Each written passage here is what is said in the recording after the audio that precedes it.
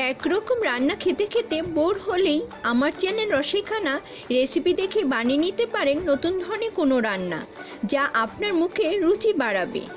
আমার এই নতুন ধরনের রান্না দেখতে চাইলে আমার চ্যানেলটিকে সাবস্ক্রাইব করবেন এবং পাশে থাকা বেল আইকনটি ক্লিক করবেন, যাতে আমার রেসিপিগুলো আপনার কাছে পৌঁছে যায় সবার আগে। আর যদি ফেসবুক পেজ থেকে দেখেন তাহলে আমার পেজটিকে ফলো দিবেন। হ্যালো বন্ধুরা, কেমন আছেন সবাই? স্বাগত জানাচ্ছি আমার চ্যানেল রসইখানাতে। সবাইকে ঈদের শুভেচ্ছা জানাচ্ছি। আজ রসইখানা মেনুতে আছে খুব সহজ এবং অল্প সময়ে বানিয়ে নিতে পারবেন মাশরুম মশলা। রেস্টুরেন্টের স্বাদ ঘরেই পাবেন, এক কথায় বলতে পারি।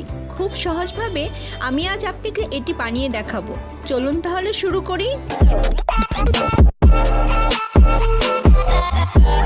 প্রথমে আমি সব কিছু কেটে রেডি করে নিব। এর জন্য একটি বড় সাইজের ফ্রেশ টমেটো নিয়েছি, কেটে একটি বাটিতে নিয়ে নিব।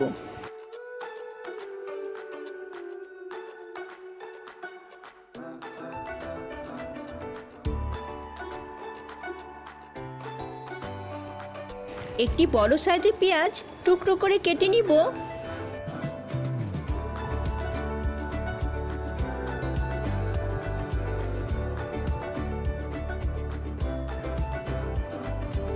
এখন এর মধ্যে 3-4 কোয়া রসুন নিব। আমি আজ মাশরুমের ক্যান নিয়েছি, আপনারা চাইলে ক্যান ছাড়াগুলো ইউজ করতে পারেন, কোনো সমস্যা নেই। ক্যানটা খুলে নিচ্ছি। দেখুন মাশরুমগুলো ভিনেগারে ডুবানো আছে। বাটিতে নিচ্ছি, ভালো করে পানি দিয়ে ধুয়ে নিব।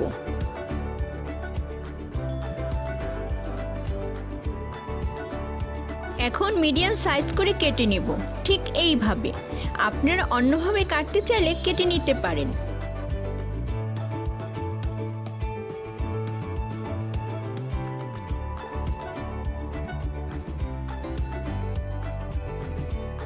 চুলায় একটি প্যান নিয়ে 2 চামচ রেগুলার রান্নার তেল দিয়ে দিব। তেলটা হালকা গরম হয়েছে, অল্প দারচিনি দিয়ে দিব, 4-5টি এলাচ দিব, অল্প লবঙ্গ দিব, 1 চামচ জিরা দিব। চুলার আঁচটা আমি এখানে লোতে রেখেছি, খেয়াল রাখতে হবে যেন পুড়ে না যায়। হালকা ভেজে নিয়ে কেটে রাখা পেঁয়াজ টমেটোগুলো দিয়ে দিব। পেঁয়াজ টমেটো সফট হয়ে যাওয়া পর্যন্ত নেড়ে নেব।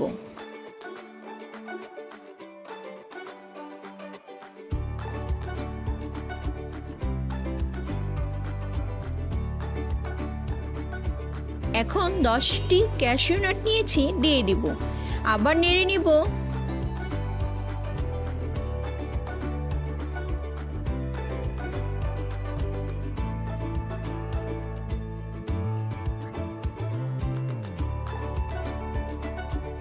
আমি একটি ক্যানের মাশরুম রান্না করব, তাই যে পরিমাণ লাগবে সেই পরিমাণ মশলা নিয়ে নিচ্ছি। আপনারা মাশরুম বেশি নিলে মশলার পরিমাণ একটু বুঝে ইউজ করবেন। মশলা বেশি হলে খেতে ভালো লাগে না।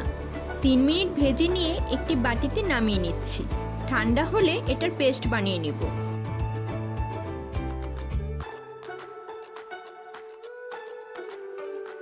এখন একটি প্যানে 2 চামচ বাটার নিয়ে নিব।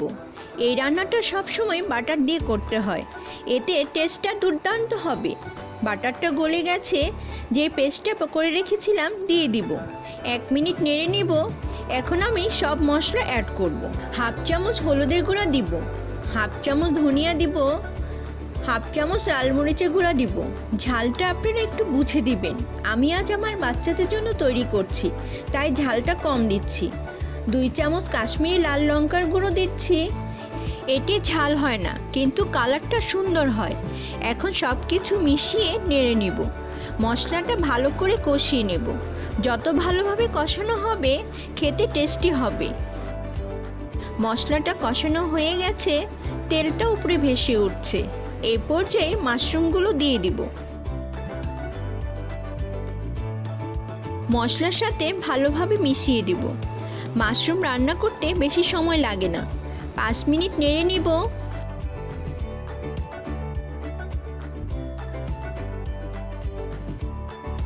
পানিটাও শুকিয়ে এসেছে, তেলটা উপরে ভেসে উঠেছে।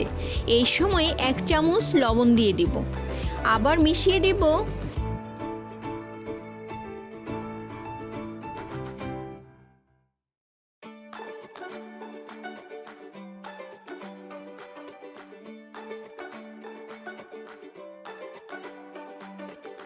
এখন হাফ কাপ পানি দিয়ে দিব, নেড়ে নিব। মাশরুমগুলো সেদ্ধ হবে, পানিটাও শুকিয়ে যাবে।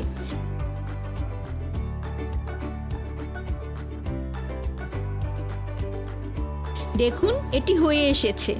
তাহলে তৈরি হয়ে গেল আমাদের রেস্টুরেন্ট স্টাইলে মাশরুম মশলা।